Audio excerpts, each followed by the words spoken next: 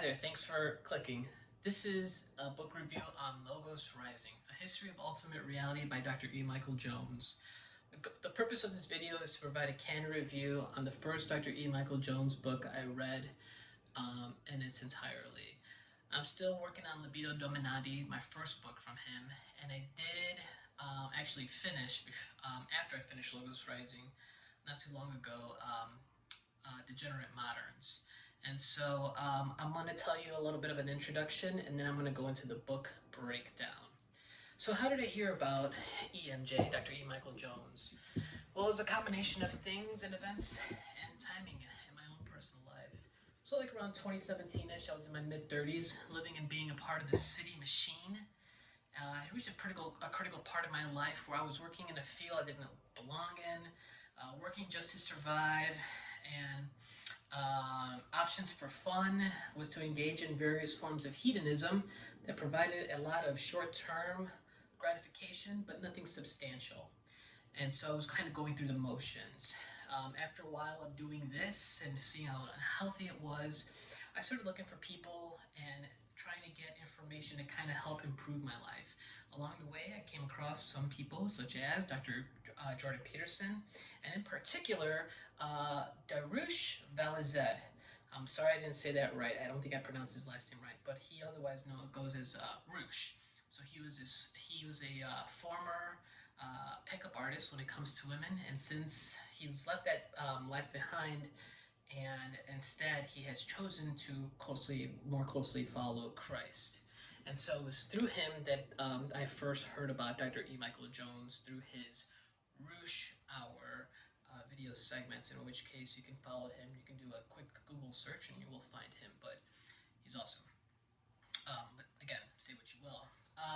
So getting back to it, I started to listen to Dr. E. Michael Jones's interviews, his lectures on YouTube. You can still find them, although you can't find his channel because he has been banned. And so eventually that brought me to buy Libido Dominandi, Sexual Liberation, Political Control, and flash forward a few years to this postmodern New World era and what has been happening.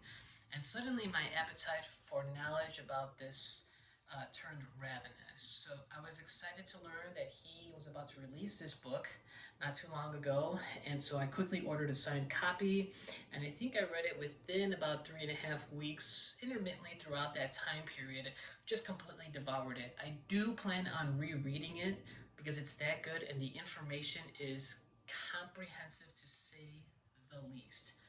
But I was so eager to read it and then to get through it and to tell people about it, because as I read the book, I was like, this is amazing. I'm learning so much, and there's so much I want to share with other people that I know can also benefit from this kind of knowledge as well. And so I'm going to getting into the book breakdown, and I'm going to start off, I'm going to be doing a few quotes, so bear with me, but I'm going to start off with one quote in particular, which I believe is the foundation of this book. And it starts with, "Nothing comes from nothing. There is something. Therefore, there was never nothing. This something could not bring itself into existence, because to do that, it would have to exist before it existed, which is impossible." And so, I feel like this point is among many in which other people in history have tried to undermine this concept, either by ignoring it or deliberately censoring it, or otherwise using cunning sleight of hand techniques or tricks meant to obfuscate logos and the truth. The reader quickly learns that lots of motivation for undermining logos and God stems from guilt and to engage in unscrupulous behavior without consequences, unscrupulous/illicit behavior without consequences. So you kind of learn this concept right away, and it's an overall theme that kind of resonates throughout the book. So this book makes the indoctrinated reader, such as myself, reevaluate man-made concepts of evolution and things like natural selection, in addition to providing enough information among the people who touted these theories. So you get to learn about them. You get to learn more about details about Newton and Darwin and Einstein, and it's interesting to kind of see where they're coming from, because it's not exactly what they tell you in grade school, and that's interesting to note as well. man is, after all, fallible, and so that's always something to keep in mind. These people aren't gods, and yeah, they may have some of these interesting theories, but there's a lot more to it than the common person may or may not realize. And I was one of them. Some of these insights that I've learned, I did not know ahead of just because I did read a book on Darwin called Kingdom of Speech by Thomas Wolfe, which I highly recommend. But aside from that, I typically don't learn about who really was Newton. What about where really did some of these people come from in terms of how they came up with these theories, which is exceedingly relevant. But I'm going to get back into it here. I did make some notes here, so pardon if I don't constantly look at the camera. I am referring to my laptop with some of these notes here that I have. But basically, you get to go into these metaphysical deep dives with EMJ throughout the book. So along the way, you also get to learn about these glaring inconsistencies of these people and their concepts. So I challenge you as the reader to kind of keep an open mind and really take to heart what you learn in this book. Because the information out there is limited in terms of how it tries to explain things like the metaphysical, right? And so that's also interesting to note. There's smart humor peppered throughout the book that offsets the ghoulish arrogance of some of these people that develop some of these concepts and theories. So that's refreshing. Let's take a look here. This book reminds you that you have a brain, and so you use it. So, as people, we're these rational beings. This rationality is why we question the things we're being told, especially during our current times, right? You don't have to be a scientist to question the validity of things that you're being taught in school, science classes, or by scientists that try to tell you what to do with your life. At this point in time, you're still allowed to think. So while you can still do that, you should do that. Rationality, this is another quote, rationality entered the world in the form of speech. Speech was by its nature communal. There was never a time when man existed without speech or outside the communities or without some sort of communion with the God who created him, no matter how dimly he understood the nature of that God. So the book itself is broken into two parts, the history of Logos and the Logos of history. The first part offers insight into the beginnings of everything: man, civilization, philosophy, Christianity, Islam, science. It's here that the foundation of Logos starts to take place. You learn more about significant people that played a role in developing an articulated approach to ultimate reality, people that lived in various times and means throughout history, using knowledge, the available knowledge that was there in their times, to try to explicate some of these concepts, some of these abstract concepts as well. So there was a lot of creativity, and at the same time, so much of what they said, despite being some of it ancient, is still timeless. It's because it exceeds what they were trying to tell you. Just it surpasses time because it still holds relevance, which is amazing.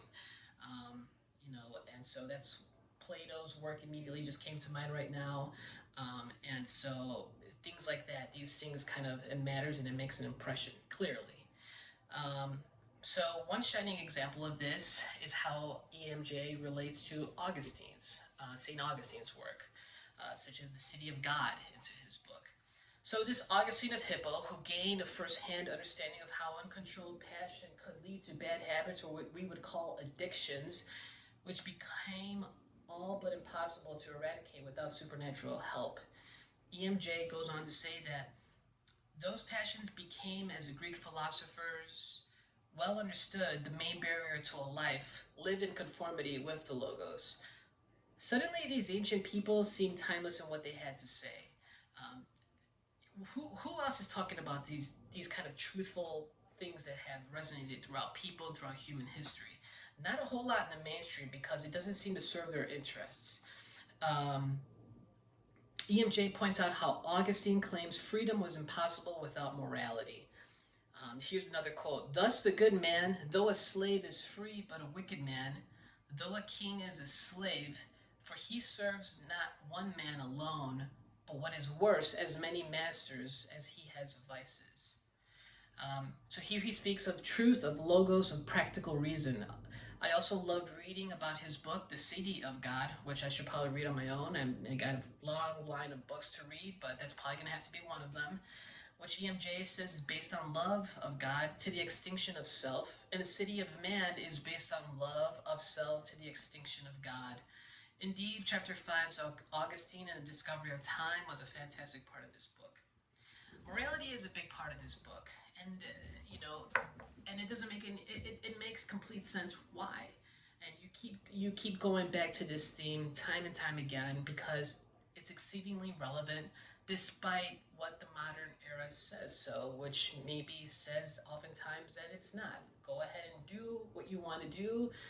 Just be happy. Pursue these hedonistic endeavors, but at the same time, it gets to the point where it may get to the point for some people, just like it did for me. Like there's got to be more to it than just that, the instant gratification. But I digress. I'm kind of rambling there. Chapter 8 is a gem that resonated with me too. Here you learn about Giambattista Vico. I'm sure that I say that right, but there you go. And the rediscovery of history. Does this description of man sound familiar? EMJ muses that. Here's a quote. Fallen men are a study of contradictions. They are simultaneously, as Vico describes, lovers of truth and oppressed with errors, furnished with reason and slaves of desire, admirers of virtue and immersed in vice, desiring happiness and overwhelmed with miseries. Here, also relevant during these times, is the idea of marriage and just what was a big deal behind it. It's 2020, right? Why just settle for one person when you could just indulge yourself in anything but? EMJ reiterates that matrimony symbolized the triumph of reason over passion. He quotes Virgil's term, congium stabile. That's terrible Latin, but there you go. A stable yoking together which binds the beast who is the slave of his passions and transforms him into the hero who commands his passions at will. This is also important because it seems to re-emphasize the value of inherent monogamy involved with marriage.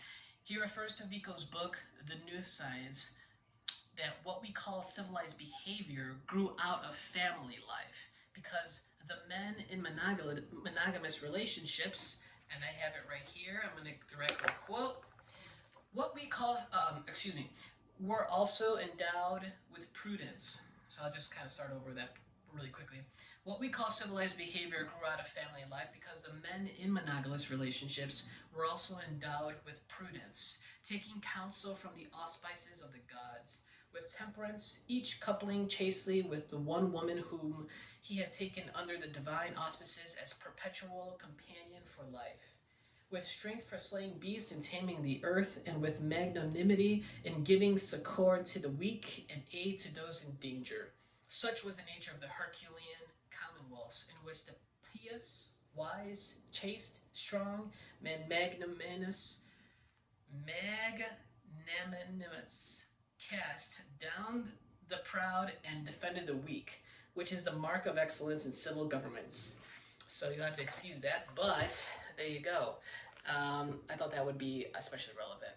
Chapter 11 offers awesome insight into Nietzsche, so the ultimate anti-hero, right? So my favorite quote from this chapter is, sexual intercourse liberated from the bonds of morality and the confines of the family was the only force in nature powerful enough to be turned against the Christian West and to bring about the transvaluation of all values. But there's clearly more to it, but I'll have you as a reader find out for yourself. But it's awesome. Chapter 12 is a sobering one. You walk with EMJ into European issues in the past, typically, namely German history. So here you learn about Heisenberg and the collapse of the atom. Pieces of the intellectual puzzle start to paint a broader picture here, and it involves familiar names like Newton, Einstein, and even Freud. You gain a better picture of both Weimar Germany and post-World War II Germany, and the staggering consequences it endured. You learn about the Schmutz und Schund, so the filth and smut, and the People's Vigilance League, otherwise known as, here we go, Der Volksschwarzbund. So there's my German. It is here you learn about Kinsey, and it's not all just sexual studies. So, reader, I leave it for you to discover and interpret that for yourself. Chapter 13 is packed with knowledge, titled Maritain brings logos to the new world. Here are two bombshells I'm going to directly quote because they're awesome. And so bear with me, and here we go. The distinctions between the two different meanings of the term world provided the basis of Maritain's theory of history, which found its basis not in Darwinian evolution, but in the parable of the wheat and the tares. Human history finds itself at one and the same time on the march toward the kingdom of God, as manifested in the growth of the wheat, and on the march toward the kingdom of reprobation, as manifested in the growth of the tares, inextricably mingled with the wheat. And so I wanted to point that one out. Let's take a look here. There's another part here that I want to point out. To be taken seriously, any philosophy of history must take into account both human freedom and God's omnipotence. Human history, as a result, implies a double kind of contingency. On the one hand, with respect to the transcendent freedom of God, and on the other hand, with respect to human free will, as well as to natural accidents and vicissitudes. If the philosopher of history does not believe in God, he will transfer divine agency to some other principle like natural selection.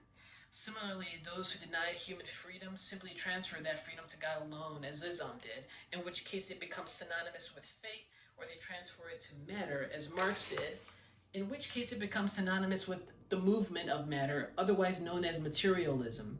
Materialism becomes, as a result, a philosophy which claims that only atoms have freedom and that freedom is synonymous with random motion. Either way, both concepts, God's omnipotence and human free will, are necessary to any understanding of history. So I wanted to share that with you. So there's bits of very profound history lessons, in addition to the weaving of the people involved in these stories and how it came to be relevant in terms of logos, something that's been with us. And Dr. E. Michael Jones does a really great job of kind of weaving all these stories and history and abstract concepts, defining them and putting them in a manner that's sometimes intimidating, but at the same time digestible, because you are learning so much and he expects you to keep up with him. And so don't let it overwhelm you. Keep your dictionary nearby. You're going to learn some new Latin, and just, if there's a few times, there's going to be some times where you're going to have to reread a few passages over and over, if not an entire chapter. Hence why I need to reread this book, because the information is considerable. But at the same time, with some of these things, it's like you kind of known some of these things he said all along. It's interesting and vague, but that's what I have to say about that. Let's take a look here. So, you learn a lot about these historical figures and events in relation to the development of logos. So you learn about all kinds of people I'm going to name off a whole bunch of names, no particular order, but these include people like Plato, Aristotle, Thomas Aquinas, Socrates, Saul of Tarsus, Martin Luther, Christopher Hitchens, Darwin, Descartes, Daniel Dennett, Bertrand Russell, Alfred Kinsey, St. John, Giambattista Vico, George Wilhelm Friedrich Hegel, Werner Heisenberg, Jacques Maritain, and Michel Foucault. There's a lot to be said about these people, and EMJ shares their stories, their perspectives, their insights, as well as the rather perhaps unethical things that they did.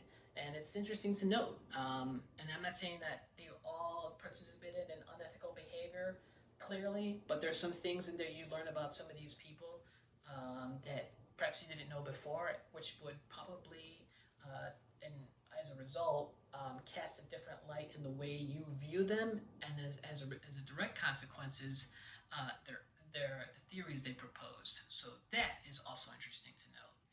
So in conclusion, Dr. E. Michael Jones delivers an outstanding piece of literature on logos in a time which talking about God is not welcome in the mainstream. I've learned so many things about history and some of these people I would have never learned about on my own, willingly, and admittedly, not even knowing where to look. This knowledge will ultimately, as a reader, ask if this is part of the reason why maybe he was banned from YouTube as a form of censorship. After reading this book, do you truly think it warrants such radical actions against him? I'll leave that for you. Jones' storytelling is engaging, profound, and relevant. And again, there's some humor in there, so it's not complete. It's not all dry. It's wonderfully engaging, and that the humor is smart. And any person who appreciates that kind of wit, but not an arrogant kind of wit, the kind of wit that calls out the absurdity of some of what these people have proposed, is inherently funny. And so there's a humor there from Michael Jones pointing out the absurdity in these things they proposed. And so he weaves in history with some real modern world influences as well, in addition to learning about some of what he personally went through while at St. Mary's College during his time there. And he also talked about the changes seen at Notre Dame University. I will end with one final quote, and this is on page 695. I do hope you enjoyed this. I plan on making other book reviews. This is pretty much my first one, so let me know what you think. Let me know. Leave me a comment. This is my second time recording this. The first time I was eager to get it out there. I wanted to have a couple friends take a look at it, but now I want this to kind of be out there and just, I just want to have something out there just so people can start learning about this. And I figure, if I keep doing this sort of thing, hopefully I can just keep getting better at it, and these will be a lot more smoother in the future. But I'm so eager to just put something out there. So there you go. So here's some final quote for you. This is on chapter 14. The chapter is called Annus Mirabilis, 1979. I'll just start right down here. Hence the need for faith. Ever since St. Augustine explicated the meaning of the incarnation, we know that time has a direction and a purpose, and that the name of that purpose, as well as the force which makes that purpose happen, is Logos. We know that man's free will allows him to negate that purpose, but no wicked human act, no matter how heinous, not even killing the Logos incarnate, can thwart God's plan. As the crucifixion shows, even decide, the ultimate wicked act became the occasion which propelled Logos forward in human history, not because it was evil, but because God can take that evil and the freedom that enabled it and turn it into a greater good. That is the meaning of human history. Every single victory has led to failure, but every failure has led to another, even more unpredictable victory, and the upward spiral of Logos that is the inexorable trajectory of human history. Thank you once again for coming in, stopping by, checking out this video. I really do hope you enjoyed it. Check it out. You can get it at culturewars.com. I encourage you to look up his videos on YouTube that he does have available, and exercise that mind. And thanks again for coming over.